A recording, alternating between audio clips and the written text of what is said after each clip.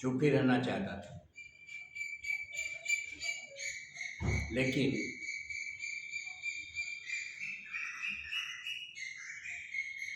परसों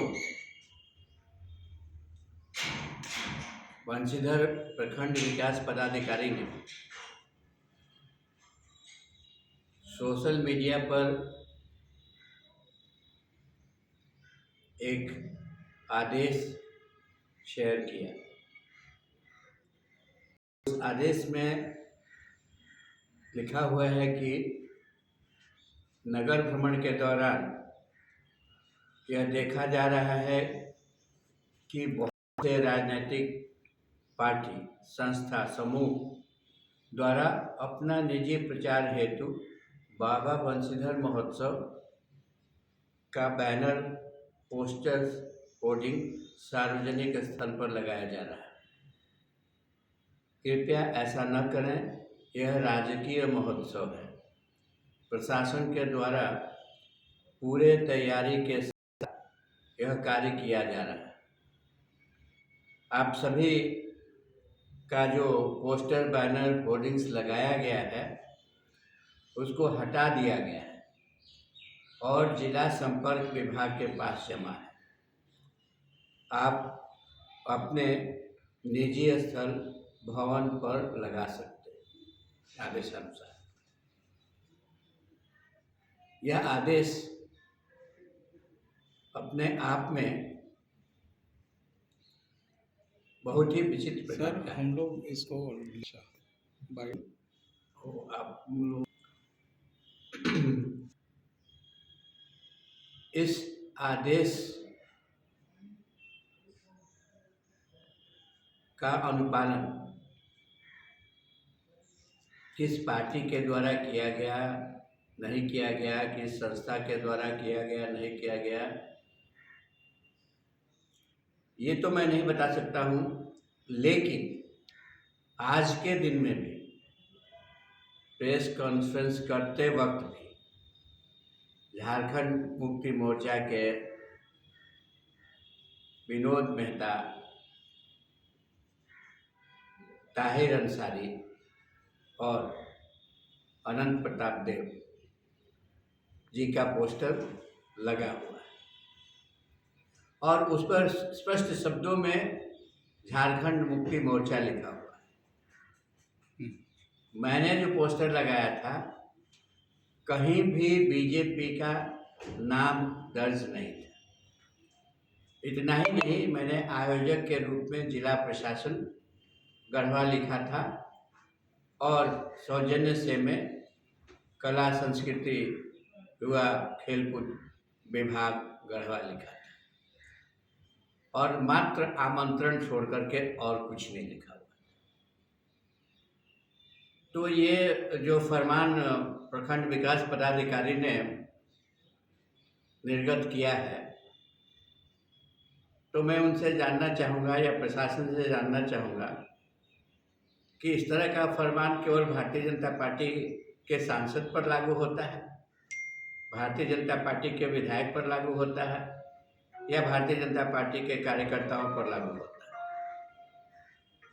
जब 8-9 तारीख को बंशीधर महोत्सव जो होना था नहीं हुआ, तो हम सभी ने मिलकर के सारे पोस्टर, बैनर, होर्डिंग्स उतार लिए। कहने का तात्पर्य ये कि इस तरह का आदेश इसलिए निर्गत किया गया है कि इतने कम समय में हम कोई पोस्टर, बैनर, होर्डिंग नहीं लगा सके। ये दोहरी नीति प्रशासन के द्वारा अपनाई जा रही है। राजकीय महोत्सव होने का तात्पर्य ये नहीं है कि कोई जनप्रतिनिधि यदि स्वागत करना चाहे मेहमानों का, तो उसके लिए वो होर्डिंग, पोस्टर, बैनर नहीं लगा सकता है। ये कहाँ का विधान है कि मात्र राजकीय महोत्सव घोषित हो जाने से ये सारी गतिविधियाँ बंद हो जाती हैं। इतना ही नहीं, जब आदरणीय मंत्री श्री मिथिलेश ठाकुर जी श्री बंशीधर नगर गए थे और उन्होंने बंशीधर महोत्सव के संबंध में मीटिंग बुलाई थी। तो उस मीटिंग में न सांसद को बुलाया गया था, न वहाँ के विधायक को बुलाया गया, न ही सांसद के प्रतिनिधि या विधायक के प्रतिनिधि को खबर दी गई थी। एक ओर आप सहयोग की बात करते हैं और दूसरी ओर आप उपेक्षा प्रदान करने का कार्य करते हैं। जब किसी को बुलाया ही नहीं जाएगा तो वह किस प्रकार से किसी मीटिंग में जाएगा और किस प्रकार से सुझाव देगा। तो शुरू से ही ये इनकी मंशा रही है कि इस राज्य महोत्सव को इस तरह से मनाया जहाँ पर केवल झारखंड मुक्ति मोर्चा के ही कार्यकर्ता दिखाई पड़े और उन्हीं के द्वारा सब चीज़ें संचालित हो। इसके साथ साथ आपको बताना चाहिए कि जब 2017 में मैंने बंशीधर महोत्सव की शुरुआत की, उस वक्त श्री भानु प्रताप साहेब नौजवान संघर्ष मुक्ति मोर्चा में थे और श्री अनंत प्रताप देव जी चुनाव हार गए थे। लेकिन इसके बावजूद हमने उन सभी लोगों को पूरे आदर सत्कार सम्मान के साथ मंच पर बैठाया था। पूजा अर्चना जो बंशीधर नगर में बंशीधर मंदिर में होती है, वहाँ पर उन्हें सम्मान पूर्वक बैठाया था। आज भी वो तस्वीर मौजूद है जब महामहिम राष्ट्रपति महोदया झारखंड की गवर्नर थी और बंशीधर महोत्सव में समापन के समय में आई थी और पूजा करने बंशीधर मंदिर में गई थी। कोई तस्वीर देख ले तो स्थिति स्पष्ट हो जाएगी। आज एक जनप्रतिनिधि को मंदिर में पूजा करने से मना किया जा रहा है। मंदिर में पूजा करके प्रसाद वितरण करने के लिए मना किया जा रहा है। ये कौन सा राजकीय महोत्सव है? यहाँ तो किसी भी साधारण से साधारण व्यक्ति को पूजा अर्चना करने से मना नहीं किया जा सकता है। ये इसलिए मना किया जा रहा है कि हम भारतीय जनता पार्टी के सांसद हैं। आखिर मंशा क्या है मना करने? जब मैंने आमंत्रण कार्ड पलामू डाल्टनगंज शहर के निवासियों को देना शुरू किया तो उन लोगों ने कमेंट करना शुरू किया कि पलामू के लोगों को आमंत्रित क्यों किया जा रहा है, यहाँ के लोगों के बीच प्रसाद वितरित क्यों किया जा रहा है। अरे भाई, ये क्या मतलब केवल गढ़वा जिला की धरोहर है बंशीधर महोत्सव? क्या बंशीधर महोत्सव में न केवल पलामू गढ़वा जिला के लोग आते हैं बल्कि उत्तर प्रदेश छत्तीसगढ़ के लोग भी आते हैं और उन्हें भी निमंत्रण जाता है। ये सारी चीज़ें तथ्यों पर आधारित है जो मैं कह रहा हूँ। इसके बाद 2018 में जब माननीय रघुवर दास जी झारखंड के मुख्यमंत्री थे और वो बंशीधर महोत्सव में आए थे तो उनके समक्ष मैंने 3 बातें कही थी। एक, नगर कोटारी में गेस्ट हाउस बनना चाहिए, इसलिए कि यहाँ पर किसी प्रकार का कोई गेस्ट हाउस नहीं है या कोई अन्य डाक बंगला नहीं है। तो यहाँ पर एक गेस्ट हाउस बनना चाहिए ताकि पलामू या अन्य दूर की जगहों से आने वाले लोग चाहें तो यहाँ पर रात्रि विश्राम कर सके या ऐसे अवसरों पर जब कलाकार आते हैं तो उनको ठहराने में मदद मिल सके। दूसरी बात उनसे मैंने कहा था कि नगर कोटारी का नाम परिवर्तित करके श्री बंशीधर नगर कर दिया जाए। और तीसरी बात मैंने उनसे कहा था कि इस महोत्सव को वंशीधर महोत्सव को राजकीय महोत्सव घोषित कर दें। आदरणीय रघुवर दास जी का भाषण आज भी मौजूद है, कोई भी उस भाषण को सुन सकता है। उन तीनों बातों पर उन्होंने स्वीकारात्मक जवाब दिया। उन्होंने गेस्ट हाउस की स्वीकृति अपने भाषण में दी। उन्होंने राजकीय महोत्सव घोषित करने की स्वीकृति अपने भाषण में दी और उन्होंने नगर उतारी का नाम बंशीधर श्री बंशीधर नगर करने की भी स्वीकृति अपने भाषण में दी। ये दूसरी बात है कि गेस्ट हाउस करीब करीब बनकर तैयार हो गया है और नगर उतारी का नाम बदल करके श्री बंशीधर नगर हो गया है। लेकिन जहाँ तक श्री बंशीधर महोत्सव को राजकीय महोत्सव करने का प्रक्रिया में विलंब है और इस सरकार के समय में सूचना जारी हुई। मैं इसी प्रकार से भी इनका श्रेय देने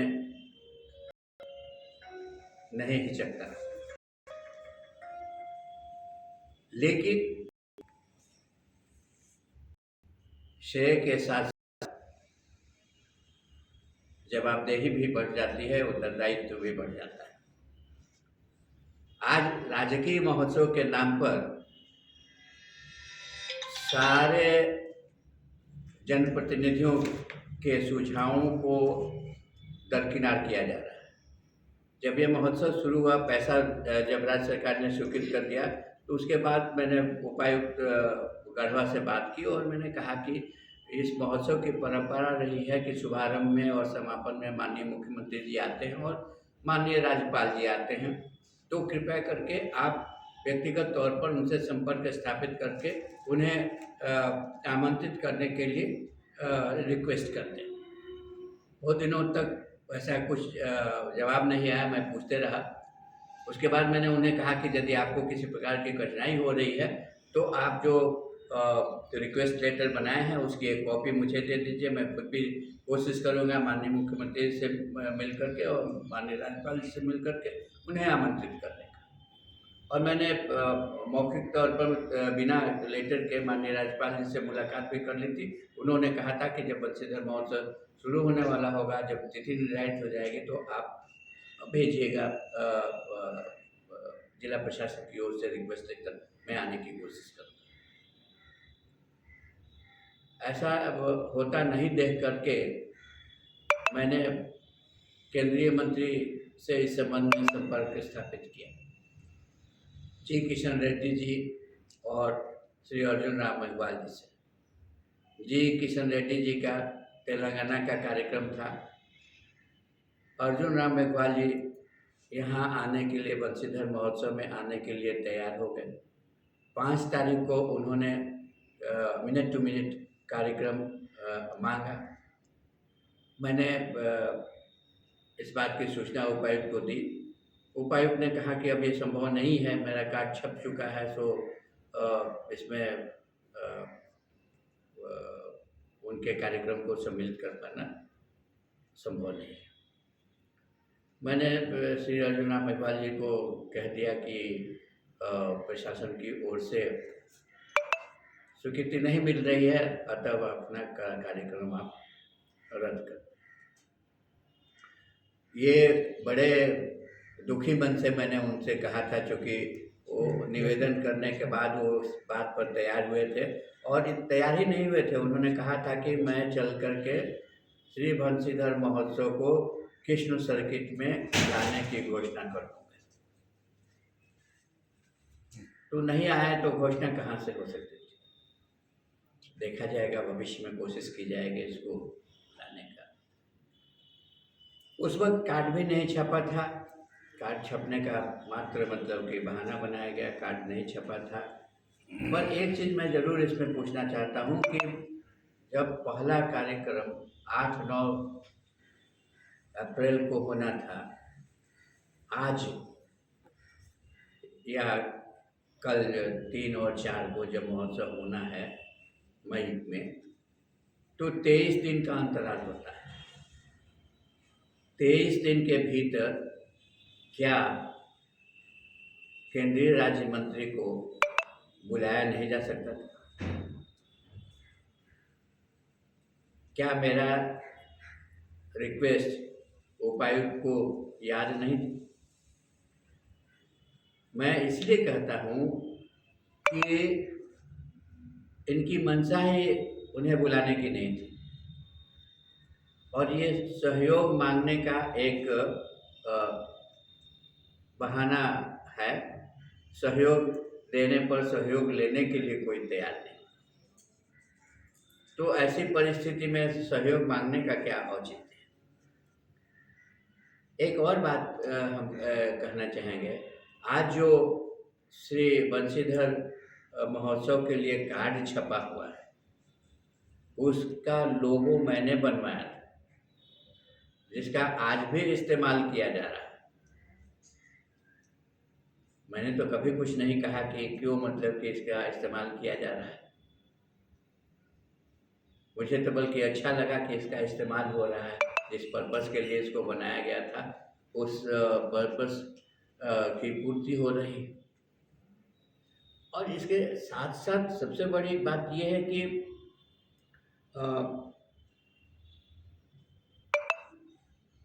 हम एक और जहाँ पूरे मन से और खुले दिल से प्रशासन का सहयोग करना चाहते हैं, वहाँ प्रशासन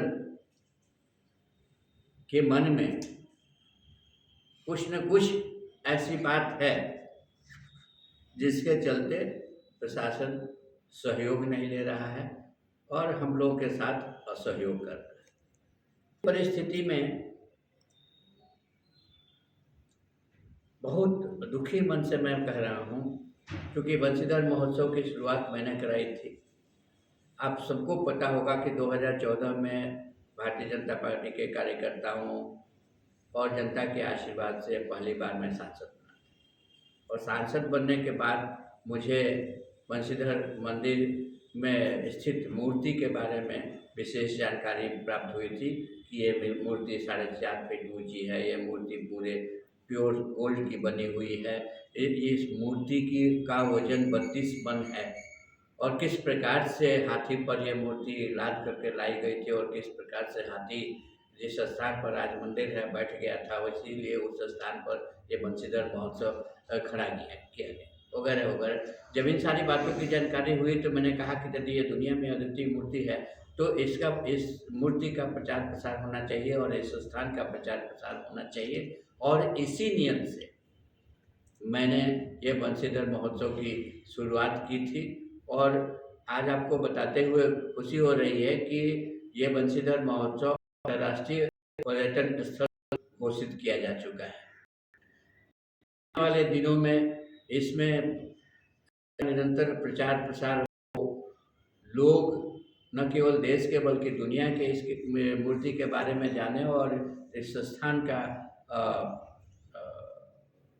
प्रभाव बढ़े, और इस स्थान के लोगों के जीवन में बदलाव आए, इनकी आर्थिक स्थिति सुधरे। इन सब चीज़ों को ध्यान में रख करके ये बंशीधर महोत्सव मनाया जा रहा है। और हमारी तो यही कामना रहेगी कि ये बंशीधर महोत्सव आज जो राजकीय महोत्सव घोषित किया गया है वो सफल हो, कार्यक्रम सफल हो। जहाँ तक मेरा प्रश्न है, मैं इस कार्यक्रम में नहीं जा रहा।